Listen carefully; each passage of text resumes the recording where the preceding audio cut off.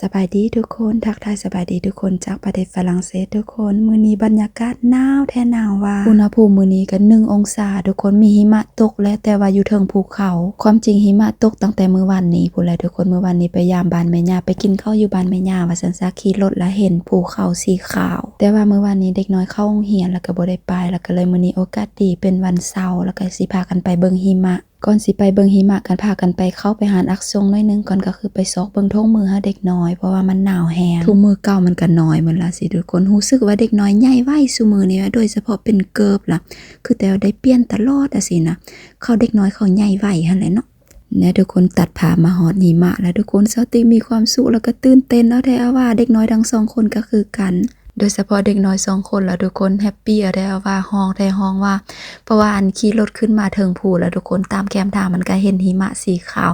ฮ้องวากวีกดีใจเอาแท้ว่าทุกคนพวกสาวติกก็ตื่นเต้นนำลูกอีกก็คือลานหิมะตัวนี้พวกสาวติกข้ามมาทางสเปนพี่เด้ทุกคนแบบบ่ได้ไกลจากบ้านเลยดีใจเอาแท้ว่าเพราะว่าพวกสาวติกมาอยู่นี่หลายปีแล้วทุกคนแต่ก็บ่ได้ฮู้ใส่สินะบ่ได้ฮู้ใส่แต่ว่าหั่นแหละแบบอัน discover ไปเทื่อละเล็กเทื่อละน้อยตอนนี้ฮู้แล้วก็สิได้มาตลอดแล้วบัดนี้ก็คือเรื่องของเรื่องก่อนสิพาลูกมาเบิ่งหิมะทุกคนมื้อวานนี้สาวติกกับเควินไปกินข้าวอยู่บ้านพ่อปู่แม่ย่าแล้วในระหว่างทางขับรถกลับบ้านล่ะทุกคนแล้วสาวติกแล้วเลี้ยวเห็นภูเขามันมีหิมะ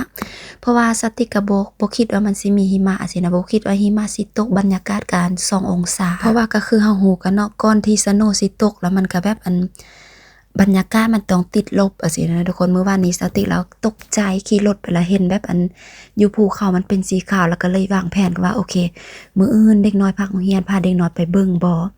แต่ว่าพวกสติก็บ่ได้มั่นใจว่าสิเห็นหิมะเพราะว่าภูเขาแล้วเฮาบ่มั่นใจว่าเฮาสามารถเอารถส่วนตัวขึ้นไปได้บ่เพราะว่าภูเขาที่สติเห็นน่ะเป็นภูเขาแบบเขาจะเฮ็ดสำหรับนักท่องเที่ยวแหละทุกคนสติเคยจื้อได้ว่าสติเคยเฮ็ดคลิปวิดีโอให้ทุกคนเบิ่งว่ามันมีรถไฟน้อยที่ขี่ขึ้นภูไปนะคือหั่นแหละภูตัวนี้แหละทุกคนอยู่สูงแต่สูงว่านี่มันชื่อว่าลาขุนแบบมันสูงที่สุดแล้วแบบสติกกับพวกก็บ่มั่นใจว่าเป็นสติกนี่แหละบ่มั่นใจว่าเฮาสามารถเอารถส่วนตัวขึ้นไปได้บ่แล้ววันนี้เควินเพิ่นละว่าเคยขึ้นไปได้ว่าซั่น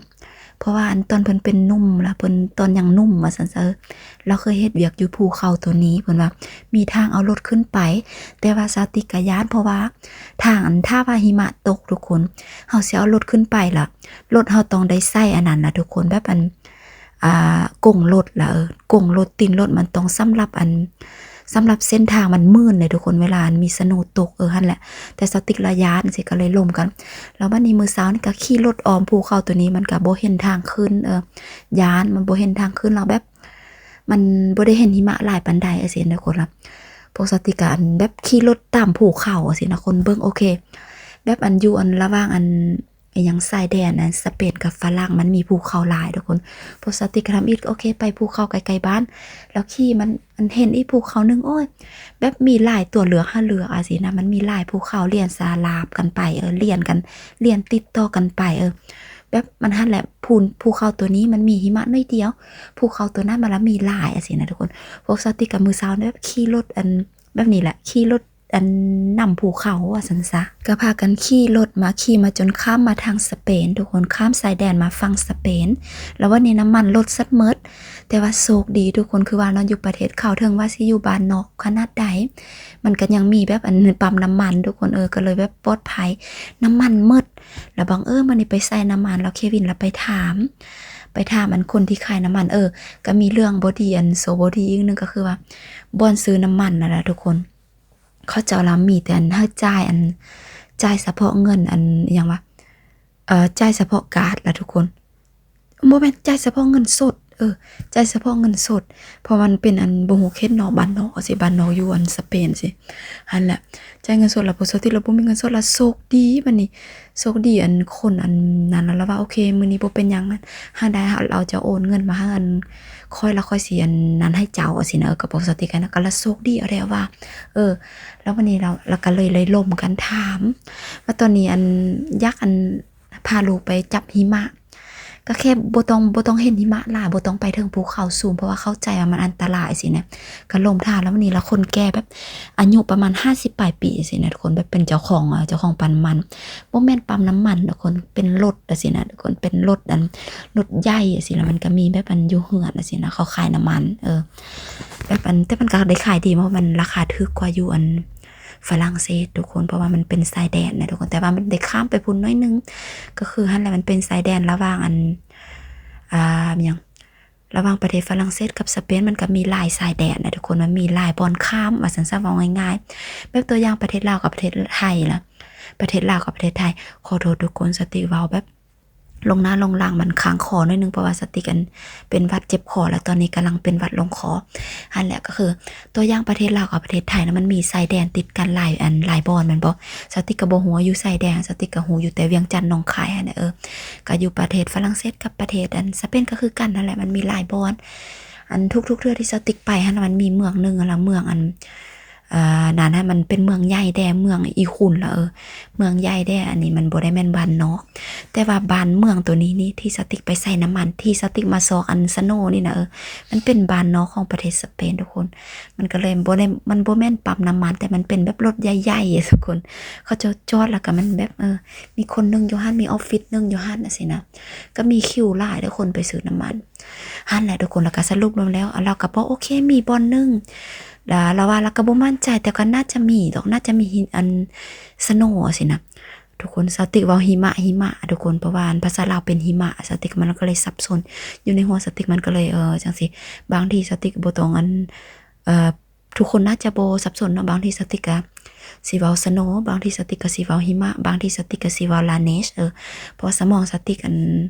สมองกับปากแล้วมันบ่ได้เฮ็ดเวียกพร้อมกันหั่นแหละสรุปแล้วคนนั้นเราก็บอกสติโอเคจะต้องไปบนนั้นบนนี้สิเราบอกแต่ชื่อสถานที่แล้วนี่เราบอกสถานที่หั่นเป็นสถานที่หารอาหารโอเคพอดีสติกสติกกับพวกก็ขี่รถไปฮอดอาหารสถานที่ที่คนขายน้ำมันบ่ไปฮอดมันเป็นอาหารพวกสติกละสอบบ่เห็นหิมะอีหยังโอเคหิวข้าวเพราะว่ามันฮอด 12 โมงปุ๊บหิวข้าวก็ไปฮอด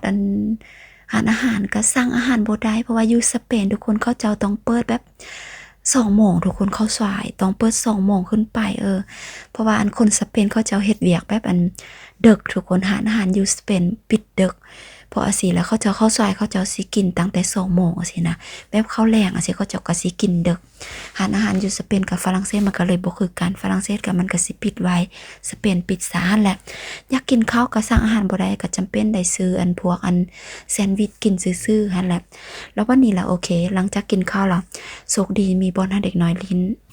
เควินก็หลังจากกินข้าวแล้วเพิ่นก็ไปสูบยาคือปกติหั่นแหละสูบยาตลอดเลยเควินไปสูบยาแล้วก็วันนี้แล้วเพิ่นก็กลับมาบอกสติไปก็คือเราไปเจอผู้หญิงคนนึงมาดามคนนึงแล้วเราถามเป็นมาดามที่อาศัยอยู่เขตนี้เราบอกโอ้ยขี่รถไปนี่15 นาทีก็ฮอดขี่ไปซื่อๆเลยมันมีหิมะประมาณ10 เซนติเมตรสิมันลงปกติก็แบบหูตังก็ดีใจทุกคนดีใจเอาแท้ว่าก็เลยตัดสินใจพากันไปแล้วก็แบบขี่รถไปเลยแล้วก็ขี่รถออกจากอาหารมาประมาณ5 นาทีก็เห็นตามแคมทางมีหิมะเต็มทุกคนแล้วก็ขี่ประมาณ15 นาที18 นาทีก็มาฮอดทุกคนโอ้สวรรค์ทุกคนก็คืออยู่ในคลิปวิดีโอเลยทุกคนเลยเห็นบรรยากาศแบบดีที่สุดเลยคนอันนี้หิมะถือยังบ่ได้ตกหลายเด้อทุกคนนี่แบบมันหากก็เริ่มต้นนะสินะคนแบบบรรยากาศเนาะหากก็1 องศาลบองศาลบ1 องศาสิเนี่ยสติคิดว่านะเห็นบอกกระสิประมาณนี้มันบ่ได้หลายปานใดแต่คันนั้นมันก็สุดยอดสามารถปั่นแบบสโนว์แมนได้ว่าซั่นซะทุกคนลิ้นได้ก็มีหลายคนมาลิ้นทุกคนพวกสติกมาฮอดบ่นี้ประมาณ1 โมงปลายแล้วแบบอิหยังวะแบบนี้ล่ะเห็นบ่มีหมอกล่ะบังแต่ว่าลิ้นไปประมาณ30 นาที45 นาทีก็มีแดดมาแล้วหั่นแหละทุกคนมีความสุขที่สุดเลยทุกคนหั่นแหละลิ้นแล้วก็หั่นแหละตอนนี้เป็นเวลากลับบ้านทุกคนก็ใช้เวลาอยู่ลิ้นอยู่นี่ล่ะลิ้นอยู่ลานหิมะในประมาณชั่วโมงปลายเพราะว่ามันหนาวทุกคนก็หนาวแหละทุกคนลูกสาวสติกมีตุ่มน้อยออกก็น่าจะเป็นแพ้หนาวลูกชายสติกหน้าแดงอองตอกอยู่ทุกคนเพราะว่าลูกชายสติกแล้วเป็นผิวแบบเด็กน้อยสินะฮะแหละสรุปลงแล้วมื้อนี้ถือว่าอย่างภารกิจสำเร็จทุกคนภารกิจมาซอกหิมะ นั่นแหละเพราะว่าพวกสติ๊กก็คือว่านั่นแหละบ่ได้มั่นใจว่าสิเห็นหิมะเพราะว่าเฮาอยู่บ้านเฮาเบิ่งก็เห็นแต่อยู่มันอยู่อันหัวผู้ทุกคนมันบ่จอมผู้เนาะบ้านเฮาอยู่จอมผู้แล้วซอกหิมะก็เห็นแต่แท้ทุกคนแต่ก็โชคดีสรุปแล้วประมาณ45นาทีจากบ้านสติ๊กอยู่หลังบ้านสติ๊กเลยทุกคนพี่ลึกพี่โลบสติบ่เคยฮู้แต่หั่นแหละบัดนี้ฮู้แล้วก็สิได้มา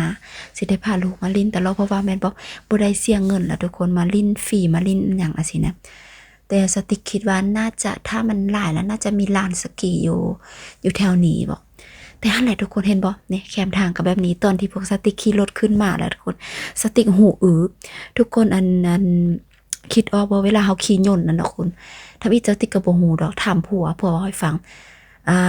เฮาขี่รถขึ้นไปสูงเท่าใดแล้วมันเป็นหูนะทุกคน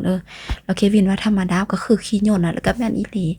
เห็นบ่อันนี้เป็นทางที่อันกำลังขึ้นตอนนี้พวกสติกกำลังขี่ลงทุกคนบรรยากาศดีอะแท้ว่าดีใจทุกคนลูกก็แฮปปี้ทุกคนเลยมื้อนี้